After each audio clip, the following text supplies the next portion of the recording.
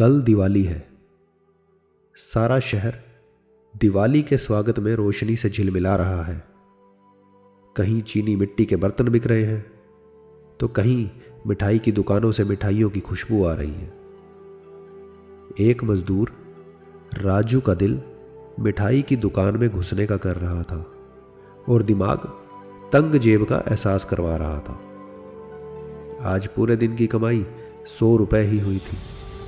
शायद ये दिवाली इतनी अच्छी नहीं जाने वाली थी। दिल की छोड़ दिमाग की सुन। राजू को किसी बुजुर्ग का दिया मंत्र अच्छी तरह याद था।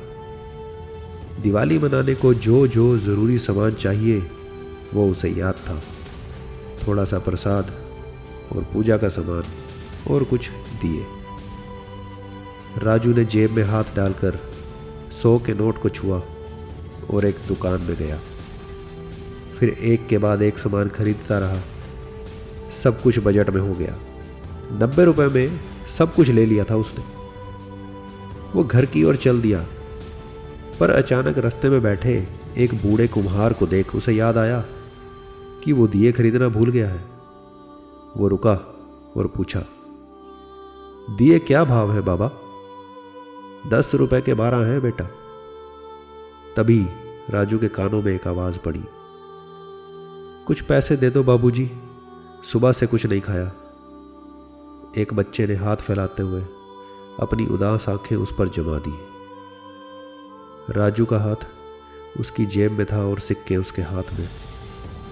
तभी दुकान वाले बाबा ने पूछा, कितने दिए दूं साहब? दिल और दिमाग में फिर एक लड़ाई चल रही थी। दिमाग बार बार ये कह रहा था कि अगर दिए ना लिए तो इस दिवाली क्या करूंगा। बाबा ने फिर से पूछा, कितने दिए दूं बेटा? मैं फिर आऊंगा। कहते हुए राजू ने सिक्के बच्चे की हथेली पर रख दिए और बिना दिए लिए घर की ओर बढ़ गया। दिल और दिमाग की लड़ाई में दिल जीत गया था।